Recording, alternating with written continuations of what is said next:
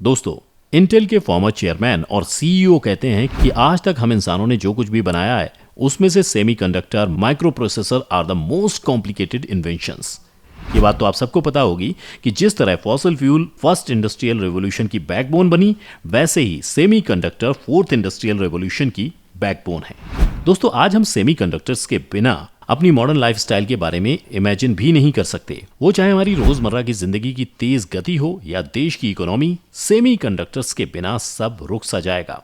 लेकिन क्या आप जानते हैं कि इंडिया को सेमीकंडक्टर्स के लिए दूसरे देशों पर निर्भर रहना पड़ता है? इंडिया सेमीकंडक्टर्स के लिए दूसरे देशों पर कितना निर्भर है, इसका अंदाजा इस बात से लगाया जा सकता है कि इंडिया अपने टोटल सेमीकंडक्टर इंपोर्ट का 60% मटेरियल अपने सबसे बड़े दुश्मन चाइना से ही इंपोर्ट करता है, जबकि बहुत से चीनी प्रोडक्ट पे इंडिया ने बैन लगाया हुआ है। तो आप अंदाजा लगा सकते हैं कि सेमीकंडक्टर्स हमारे लिए कितने जरूरी हैं। आप ऐसे समझ लीजिए कि प्रोसेसर और अन्य इलेक्ट्रॉनिक सर्किट सेमीकंडक्टर्स से ही बनाए जाते हैं। दोस्तों, हमारे चैनल नॉलेजपुर में आपका स्वागत है। ये वीडियो बहुत ही इंटरेस्टिंग होने वाली है। इस वीडियो में हम जानेंगे कि क्यों इंडिया सेमीकंडक्टर के लिए दूसरे देशों पर निर्भर रहता है और क्यों प्रोसेसर का प्रोडक्शन नहीं होता या एकदम नहीं के समान होता है। इसी के बारे में डिटेल में बातें करेंगे, तो वीडियो के अंत तक बने रहें और वीडियो को बिल्कुल भी स्किप मत करना। तो चलिए शुरू करते हैं। हम आजकल सारी जगह डिजिटल इंडिया, न्यू इंडिया के बारे में सुनते रहते हैं। इंडिया सबसे ज्यादा विकासशील देश है, ये सारी बात सुनते रहते हैं, लेकिन सेमीकंडक्टर या प्रोसेसर प्रोडक्शन के फील्ड में ज्यादा कुछ सुनने को नहीं मिलता है, ना ही गवर्नमेंट से, ना ही प्राइवेट कंपनियों की तरफ से। सेमीकंडक्टर्स का ग्लोबल बिजनेस 2021 में 452.30 बिलियन US डॉलर के करीब था, जिसमें इंडिया की हिस्सेदारी बहुत ही कम थी। क्या चीजें हैं जो इंडिया को मार्केट का फायदा नहीं उठाने दे रही हैं? क्या हमारे यहाँ संसाधन की कमी है? क्या हमारे यहाँ कुशल मजदूर नहीं है? क्या हमारे यहाँ इतना पैसा नहीं है कि इसकी फैक्ट्री लगाई जा सके? क्या टेक्नोलॉजी की कमी है? सारे पहलुओं का विवरण एक एक करके समझते हैं। दोस्तों, सबसे पहले सेमीकंडक्टर मार्केट की राष्ट्रीय और अंतर्राष्ट्रीय स्थिति समझते हैं। कई सोर्सेज बताते हैं कि 2020 में सेमीकंडक्टर का मार्केट साइज 425.96 बिलियन डॉलर्स का था। कोरोना वायरस आने के बाद सेमीकंडक्टर्स की मांग पूरी दुनिया में और भी बढ़ गई है और मार्केट 2021 में 425.96 बिलियन डॉलर से बढ़कर 452.25 बिलियन डॉलर्स तक हो गई है।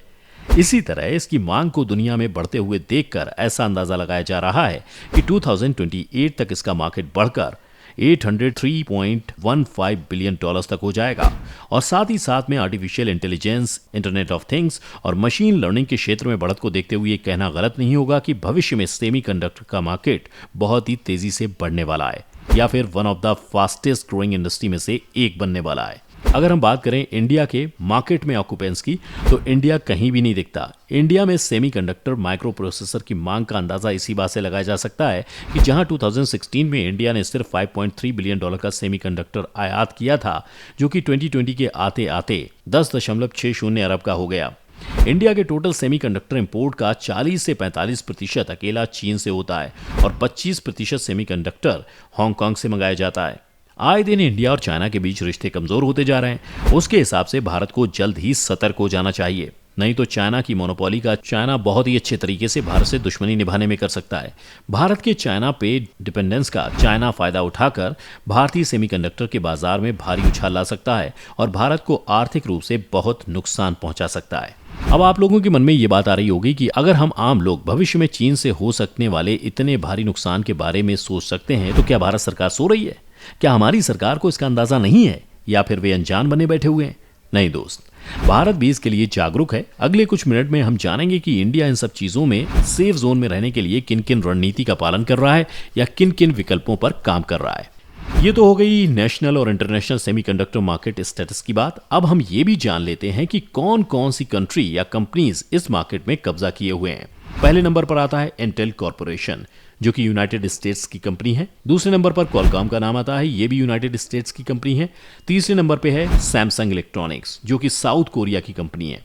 चौथे नंबर पर माइक्रोन टेक्नोलॉजी और एनवीडिया कॉर्पोरेशन का नाम आता है, ये भी यूनाइटेड स्टेट्स की कंपनी है।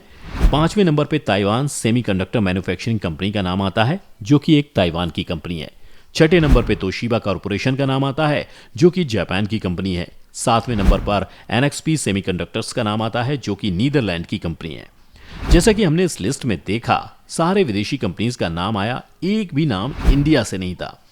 इंडिया का हाथ सेमीकंडक्टर मैन्युफैक्चरिंग में ना होने के पीछे बहुत से कारण हैं। इनमें से एक वजह भी है कि मैन्युफैक्चरिंग प्लांट एस्टेब्लिश करने पर बहुत ही ज्यादा खर्च आता है, जो कि हद से ज्यादा महंगा होता है। इतना महंगा कि एक बेसिक से बेसिक मैन्युफैक्चरिंग प्लांट लगाने के लिए 8 से 10 बिलियन का खर्च आ जाता है और उसके अंदर का मशीनरी पे अलग से 7 से 8 बिलियन का। इस बिजनेस में 10 से 15 बिलियन डॉलर खर्च करने के बाद भी लगातार इन्वेस्टमेंट करना पड़ता है, क्योंकि माइक्रोचिप फैब्रिकेशन मैन्युफैक्चरिंग की टेक्नोलॉजी शॉर्ट टाइम में चेंज होती रहती है और इसमें लगातार इन्वेस्टमेंट की जरूरत पड़ती रहती है ताकि टेक्नोलॉजी से कॉम्पिटिशन किया जा सके। अब सिंपल सा सवाल यह है कि इंडिया में बड़े पूंजीपतियों की कमी है क्या? इंडिया में अदानी, अंबानी, बिरला, टाटा जैसे और भी कई बड़े बिजनेसमैन भरे पड़े हैं, तो फिर यह बोलना तो गलत होगा कि भारत में पैसे की कमी है। अगर बात की जाए पारंपरिक व्यवसाय की, जैसे ऑयल रिफाइनरी प्लांट, तो एक बार खर्च करने के बाद अगले आने वाले 40 से 50 साल तक बड़े निवेश की जरूरत नहीं पड़ती है, सिर्फ मेंटेनेंस की जरूरत पड़ती है। सेमीकंडक्टर्स की मैन्युफैक्चरिंग प्रोसेस काफी कॉम्प्लेक्स होती है और उसके साथ साथ डेवलपमेंट में भी बहुत रिस्क होता है, जहां छोटी से छोटी गलती से भारी नुकसान का सामना करना पड़ सकता है।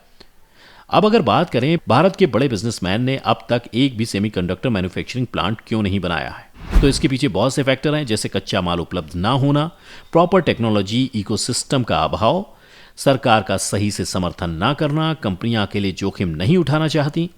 माइक्रो प्रोसेसर डेवलपमेंट टेक्नोलॉजी में इंडिया बहुत पीछे है। भारत में पहले से ही कुछ कंपनियां हैं जो इस क्षेत्र में काम कर रही हैं। भारत ने $25 मिलियन के सेमीकंडक्टर्स और माइक्रो प्रोसेसर का निर्यात किया था। तो आइए जानते हैं कि कौन सी ये कंपनियां हैं जो इस समय भारत के अंदर सेमीकंडक्टर माइक्रो प्रोसेसर के सेक्टर में काम कर रही है। ब्रॉडकॉम INC ये एक अमेरिकी सेमीकंडक्टर कंपनी है जिसका हेडक्वार्टर बेंगलुरु में है। इस कंपनी को 1991 में स्थापित किया गया था और तब से भारत में सेमीकंडक्टर का निर्माण कर रही है। विप्रो इंडियन कंपनी है जो कि 1945 में स्थापित की गई थी। इसका हेडक्वार्टर बेंगलुरु में है। विप्रो ASIC सिलिकॉन उत्पाद और सत्यापन संदर्भ, board and development, software driver या इलेक्ट्रॉनिक प्रोडक्ट डेवलपमेंट में सेवा प्रदान करते हैं। अप्लाइड मटेरियल्स इस कंपनी को 1967 में स्थापित किया गया था जिसका हेडक्वार्टर बेंगलुरु में है। ये इस क्षेत्र में भूमिका निभाने वाली कंपनी में से एक है जो बहुत ही बड़ी मात्रा में मुख्य सेमीकंडक्टर और डिस्प्ले मैन्युफैक्चरिंग की सर्विस प्रोवाइड करता है। संकल्प सेमीकंडक्टर एंड HCL टेक्नोलॉजी ये कंपनी 2005 में स्थापित की गई थी। इसका हेडक्वार्टर कर्नाटक के हुबली में है। ये company high speed physical interface IP, embedded memory compiler, iOS और EDA modelling, networking, IoT, foundry space या मेडिकल इलेक्ट्रॉनिक्स की सेवाएं प्रदान करता है। माइक्रोन टेक्नोलॉजी इस कंपनी को 1978 में स्थापित किया गया था। इसका हेडक्वार्टर बेंगलोर में है। ये कंपनी हाई परफॉर्मेंस मेमोरी और स्टोरेज टेक्नोलॉजी जैसे कि DRAM, NOR, NAND जैसी चीजें ऑफर करता है। जैसा कि हमने अभी देखा, इंडिया में भी कई कंपनी सेमीकंडक्टर सेक्टर में काम कर रही हैं, लेकिन इतने सक्सेसफुल नहीं है कि मार्केट लीड कर पाएं। तो चलिए एक नजर सेमीकंडक्टर और माइक्रो प्रोसेसर मैन्युफैक्चरिंग के पीछे के रिस्क क्या क्या होते हैं इसके बारे में जानने की कोशिश करते हैं। सेमीकंडक्टर या माइक्रो प्रोसेसर मैन्युफैक्चरिंग के पीछे के रिस्क को हम वीडियो में पहले भी जान चुके हैं।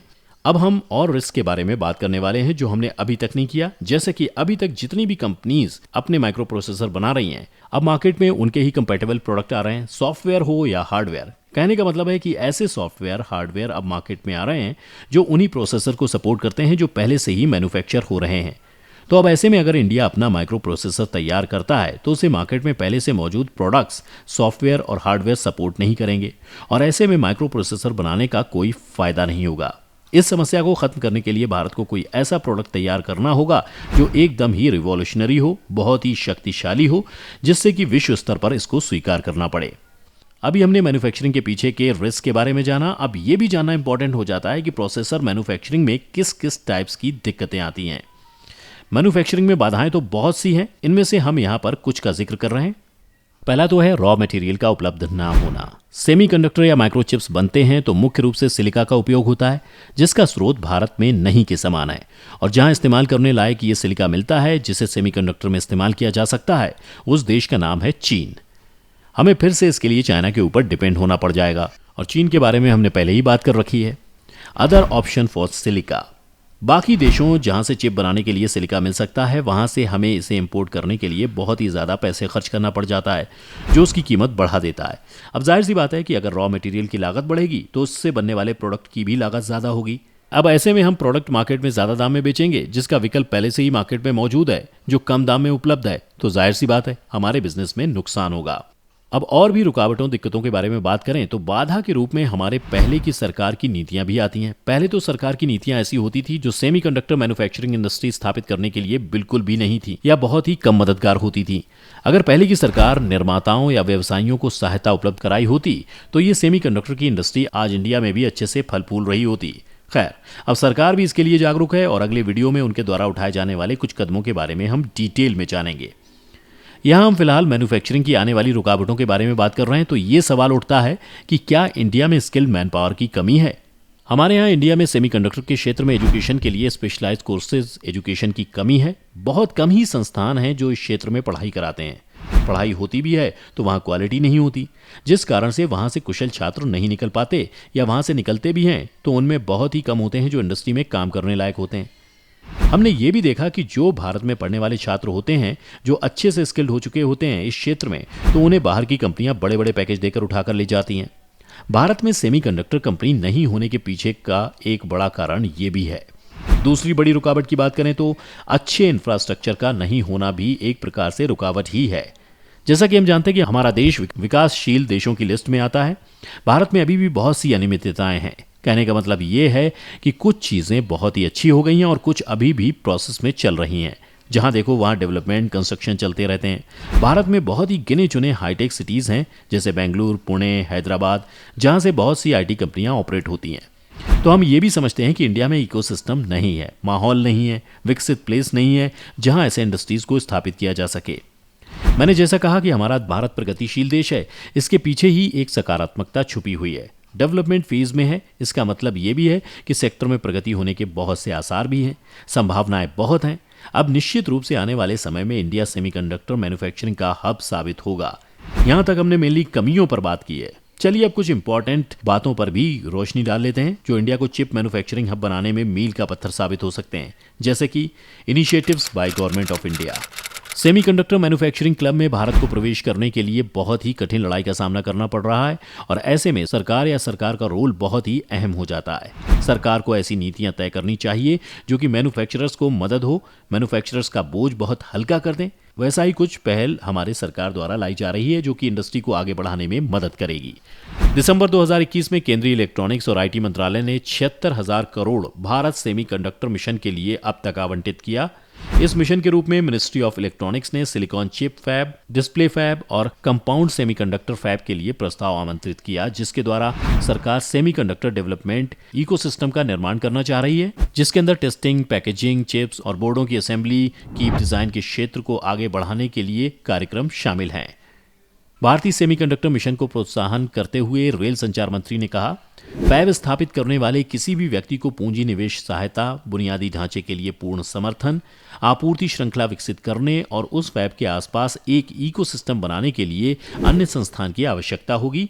इसके लिए सरकार युद्ध स्तर पर निपट रही है। जैसा कि हमने अभी बात की, इंडिया सेमीकंडक्टर मिशन के बारे में, ये एक नोडल एजेंसी के रूप में काम करेगा जो कि सेमीकंडक्टर इकोसिस्टम को विकसित करने के लिए बनाए जाएंगे और योजनाओं का सुचारू रूप से इम्प्लीमेंटेशन करेगी। दूसरी पहल जो सरकार के द्वारा लाई जा रही है वो है चिप्स टू स्टार्टअप प्रोग्राम है। इस मिशन के अंतर्गत 85,000 से भी ज्यादा अच्छी तरह से प्रशिक्षित इंजीनियर्स, सेमीकंडक्टर डिजाइनर को उनके स्टार्टअप को लॉन्च करने का अवसर प्रदान किया जाएगा और सरकार उनके खर्चे का 50% खुद उठाएगी। इस वीडियो में जिन सारी बातों पे हमने डिस्कशन किया, इन चीजों को ध्यान में रखकर कंक्लूजन पर बात करें तो अभी इंडिया को ग्लोबल सेमीकंडक्टर हब बनने के लिए बहुत कड़ी मेहनत और ग्लोबल कंपनियों को टक्कर देने पड़ेगी, जो कि बड़े बिजनेसमैन, नई पीढ़ी के युवा की मैन पावर, सरकार के समर्थन के साथ पूरा किया जा सकता है। भारत की बहुत सी कमजोरियां भी हैं और बहुत सी स्पेशल कैपेबिलिटीज भी, जो कि इन कमजोरियों को टैकल करने में हेल्पफुल होंगी। भारत को कुछ चीज़ों पे ध्यान देना चाहिए, जैसे कि इलेक्ट्रॉनिक डिज़ाइन ऑटोमेशन, कोर बौद्धिक संपदा और चिप डिज़ाइन जैसे अनुसंधान एवं विकास गहन गतिविधियां। भारत अपने मौजूदा चिप डिज़ाइन विशेषज्ञों का समर्थन करके और शीर्ष इंजीनियरिंग कॉलेजों सहित इंडस्ट्रीज और नवनिर्मित केंद्रों को फाइनेंशियली हेल्प करके अपने लक्ष्य हासिल कर सकता है। सेमीकंडक्टर फैब्रिकेशन का निर्माण, इंडिया को medium and low and chips पर भी ध्यान देना चाहिए। अमेरिका और चीन के बीच महामारी में आपूर्ति संबंधी व्यवधान और तनाव के कारण अमेरिका, जापान और कई अन्य देशों ने स्थानीय फैब स्थापित करने की योजना की घोषणा की है। इसमें 2024 तक हाई एंड फैब्स के लिए अतिरिक्त क्षमता से उत्पादन पर जोर दिया जाएगा। असेंबली, टेस्टिंग और पैकेजिंग सेगमेंट, एटीपी सेगमेंट, ये सेगमेंट टोटल मार्केट वैल्यू का 10% हिस्सा लेता है। कम लागत वाली कुशल तकनीकी जनशक्ति के साथ भारत व्यवसाय का कुछ हिस्सा लेने के लिए एक स्वाभाविक विकल्प है। तो दोस्तों, उम्मीद है हमारी ये इन्फॉर्मेशन वीडियो आपको पसंद आई होगी। अगर आपके पास इस टॉपिक से रिलेटेड कोई प्रश्न है या इससे संबंधित कोई और जानकारी जो आप दूसरों से साझा करना चाह रहे हैं, तो आप हमें कमेंट बॉक्स में बता सकते हैं। अगर आप चाहते हैं कि हम आपके लिए किसी और टॉपिक पे वीडियो बनाएं, तो आप हमें कमेंट बॉक्स में ज़रूर बताइए। साथ ही हमें ये भी बताएं कि वीडियो आपको कैसी लगी। अगर अच्छी लगी तो वीडियो को लाइक एंड शेयर ज़रूर कर दीजिएगा, और चैनल पर नए हैं तो हमारे चैनल नॉलेजपुर को सब्सक्राइब कर लें, ताकि हम आप तक ऐसे ही इन्फॉर्मेटिव वीडियोज़ पहुंचा सकें। वीडियो में लास्ट तक बने रहने के लिए धन्यवाद। अपना और अपनों का रखें ख्याल। मिलते हैं जल्द एक और नई इन्फॉर्मेटिव वीडियो के साथ। तब तक के लिए गुड बाय।